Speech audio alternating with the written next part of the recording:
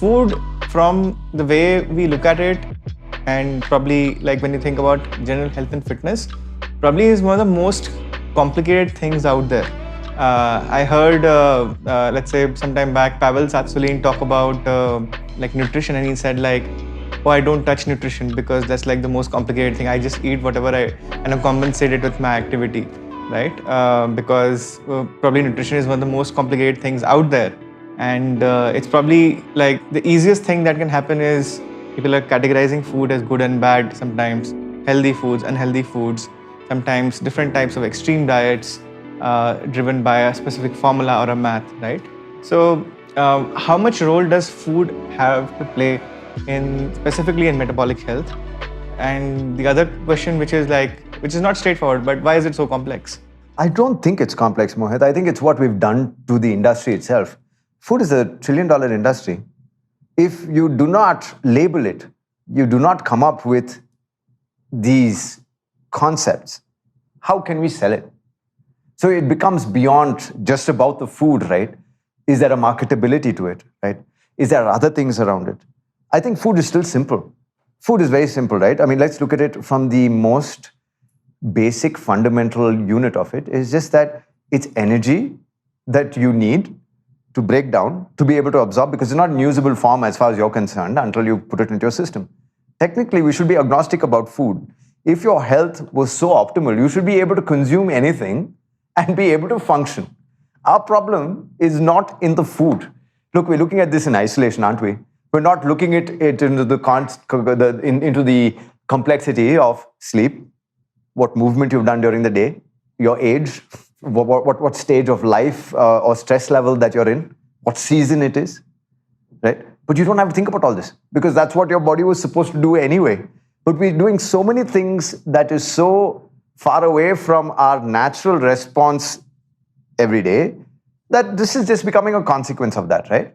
If you think about it, it's not the food that's a problem. You know, even with processed food, there was a reason why they processed food. It was the wars. We had none, right? So you needed to process food because you needed to store it. You can't say that processed food is bad. It was there for a reason at a time that it was created. Now, how we've utilized it after that is, a choice again, right? So we have to, even with food, be careful about these judgments that you make. And I think that that's what makes food interesting. It is quite simple. Is the question we should ask is, have I made the vessel able to consume whatever I want to? Maybe we should switch the thought process. Because right now we're thinking food is bad, I'm going to change the food. The real question we should ask is, people have been consuming this for years. So why am I not being able to consume this? Which is a question that you invert. You're saying, okay, what about my biochemistry? What about my physiology can I change to be able to consume anything? Suddenly, it's a different kind of freedom that you're offered, right? Yeah. So this is what you meant about metabolic health. Metabolic health is about performance and efficiency of the self. It's got nothing to do with metabolic syndrome, for example, is a breakdown of the system. If you can break down a system, that's one end of the bell curve. You can also make it highly efficient on the other hand, right? So if you begin to observe it like this, it becomes a whole different ballgame in terms of metabolism.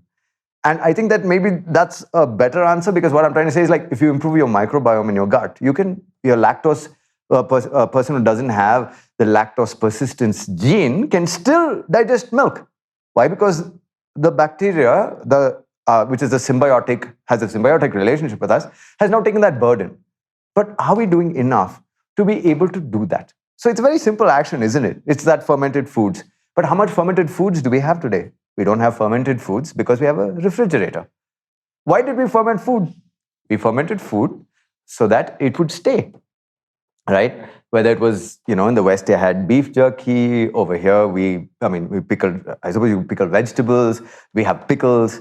You have a whole range of salted foods that we have in all our cultures, right? Yeah, fermented dairy. That. So my point is, if you think about it like that, then it's a different mindset, isn't it? But that's what I meant. I mean, what is the microbiome an excuse to test? The microbiome is an excuse to test to see what you're missing, because we've lived symbiotically with fermented food for years before the refrigerator came in, right? Yeah, but simplifying this a little bit, I think, so you're saying the first aspect that you mentioned is that optimizing the vessel for having more food flexibility. So the vessel itself is being under optimized, and the blame obviously naturally comes to food. Exactly. But then the other aspect of this is optimizing the food. Yeah. Right. There would be individual aspects of food that might be suffering because our food supply chain has not evolved in the healthiest way or in the most sustainable way possible. Absolutely. What are some of the aspects? Like processed food is one of them. Yeah. The way we use processed food. But then are there other aspects ranging from soil and everything else? 100%, because we're using so many pesticides and fertilizers, and that is already depleted. A lot of the nutrition in the soil coming in is already compromised, I would say.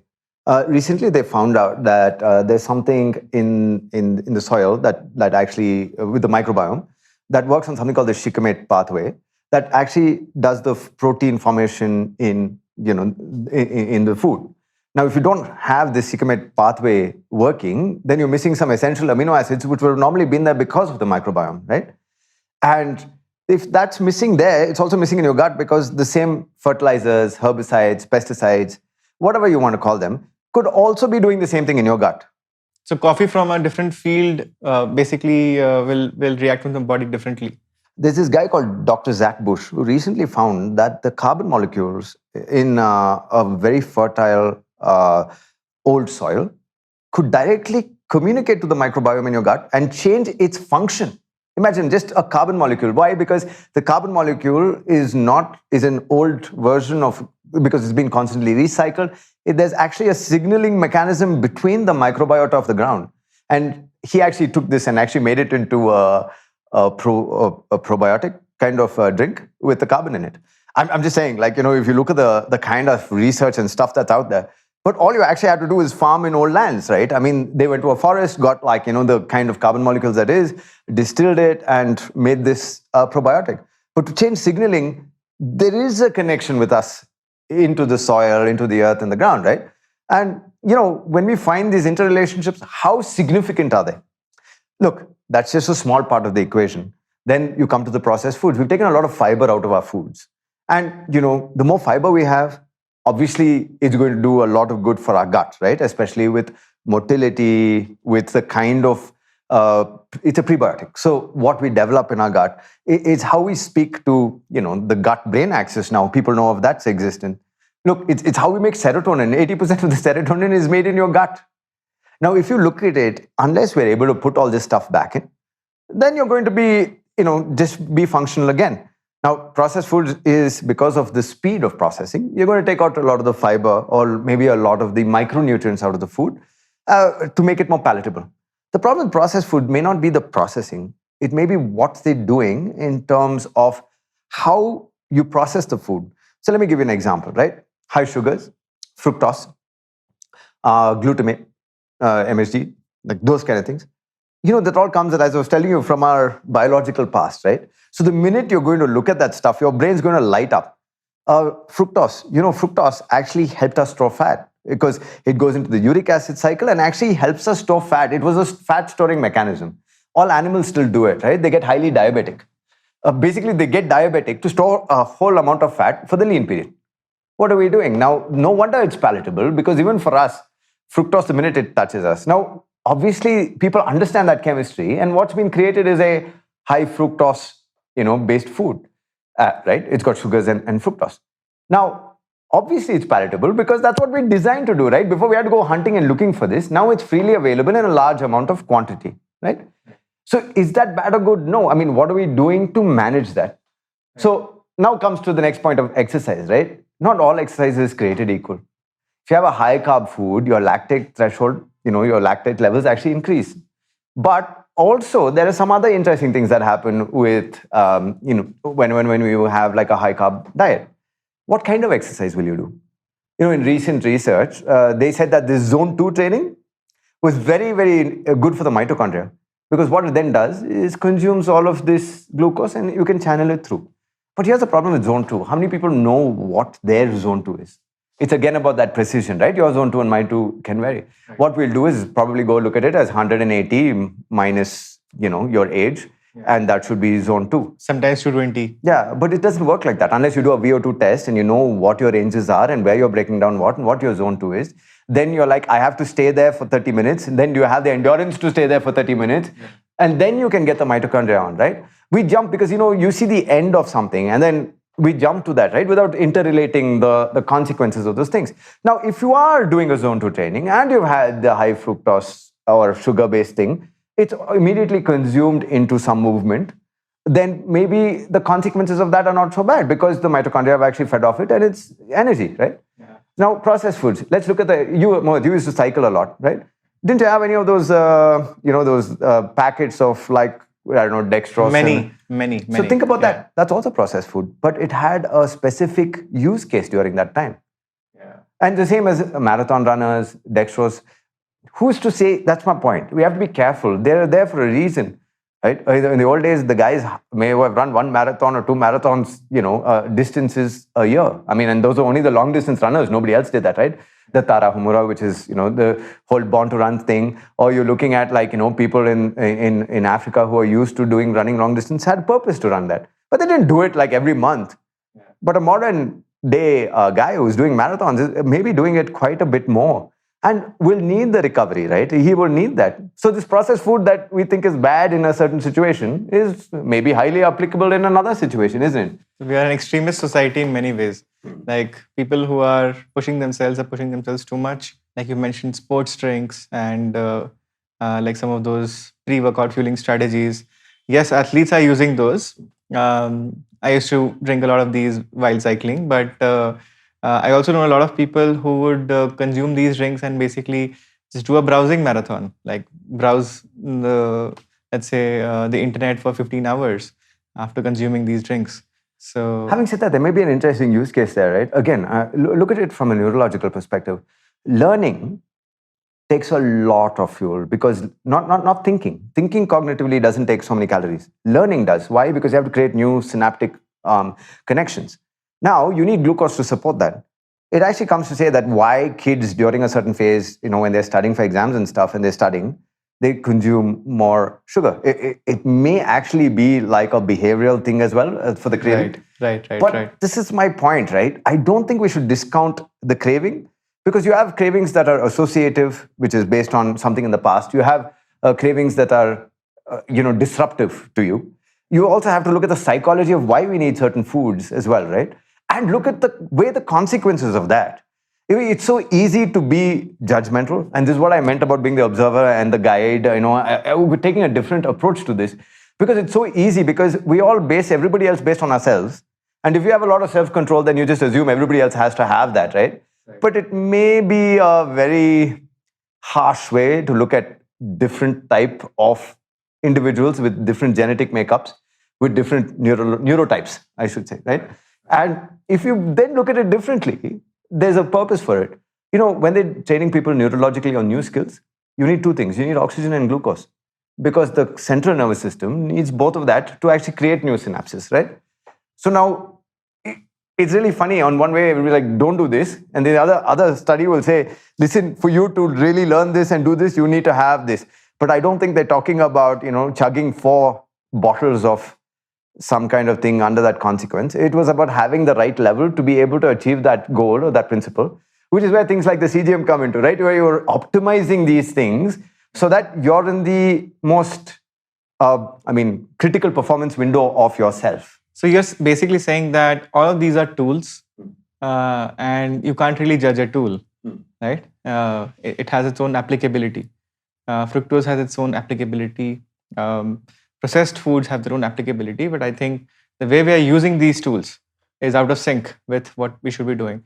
But that's really interesting to hear because that's a fresh modern perspective where we are living in a world where it's very easy to classify something as good or bad, right? Good foods, healthy foods, unhealthy foods. That really is I would say that causes a lot of, psychological stress to some extent. Like people are so judgmental about their food. But that's the world that we live in. But tell me one thing, like what are some of the other aspects? Like these are all the food supply chain aspects, right? Is there are there aspects around human food consumption that have also evolved, right? For example, one aspect might be the timing of food, right? availability of food as well, essentially, right? I mean, how much food is available. How do these aspects change or affect our metabolic health, specifically from a food perspective? Look, I suppose the easiest way to look at it is, people talk about this basal metabolic rate. What that means is, what you need to survive subconsciously without, as in without any activity, right? It's not activity, energy expenditure. It's just what you need for all the physiological functions of your body to happen. And it's under certain conditions. It's after 12 hours of fasting in a certain temperature when you're lying down. So that is an absolute accurate identity of that. That's called BMR. If you're looking at, then there are other iterations of it, resting energy expenditure or those things, which are not when it's in this condition, right? But once you look at that, you're saying, okay, this is my threshold. This is what I need. It may be 200 calories up and down because the calculation is very, very difficult today unless you're using some really sophisticated technology or tests. Right? Spectrometry tests or something like that. There's actually something called doubly labeled water, which is how they're measuring human energetics today. So what happens is that they measure it through your pee. They use a carbon isotope and a phosphorus isotope. And this is what Schulman, who was in the last Banting lecture, was also, they talked about, it's all about human energetics, right? And I think this is what the evolutionary anthropologists and the guys who are doing energetics are using today, right? But the reason is it's happening in real life. When you're doing the RNR, you're trying to breathe in and out of a tube. It's not in the real life, right? It's not a living thing. Like the cyborg's a living thing. You actually have data coming from real living, not from a clinical lab. And that's what makes it exciting. And this doubly labeled water is the same. But what happens is that when you're able to measure this amount of total daily expenditure, whatever you have in it, right? This is about, that's it. That's your calorific, consumption that you need a day. Now, how you consume, right, will depend on what you've done from last night onwards, right? How you slept. So actually, the timing of food now becomes very, very interesting. The timing of food has got to do with a couple of things. It's even how you feel, right? Because you may need to have a pick-me-up, you may need to have a snack. Did you have a coffee? What have you eaten before? What have you eaten after? Everything makes a difference, right? I think it's 2 o'clock today. Have you and me eaten? We had something else to do today, so we're not eaten, right? And we're in the business of health, right? I'm just pointing out, we did what was necessary. You're not hungry, nor am I, because we're engaged in this conversation. Our brain is saying, okay, let's be here. Once we're done with this, we'll probably feel hungry, right? But then this is also an aspect of movement. You know what? If you exercise, you're going to feel less hungry. Have you noticed that? Like when you exercise, you're not as hungry. So everything for that day is relevant, isn't it? And when you say timing of food, breakfast is great, but what are you having for breakfast? Say that you give yourself a sugar spike at breakfast, you're going to feel hungry because you're going to have a drop at 11 o'clock, right? So that's the sweet tea in the morning is going to kill you. But look, you know that, right? And I'm saying that, okay, that's fine. And you're able to observe this. You can then make a change out of it. Maybe have an egg instead and cut the tea without the sugar, or have a green tea, right? So all of these will then make a difference, right? Say you're already having a stress day and you have coffee.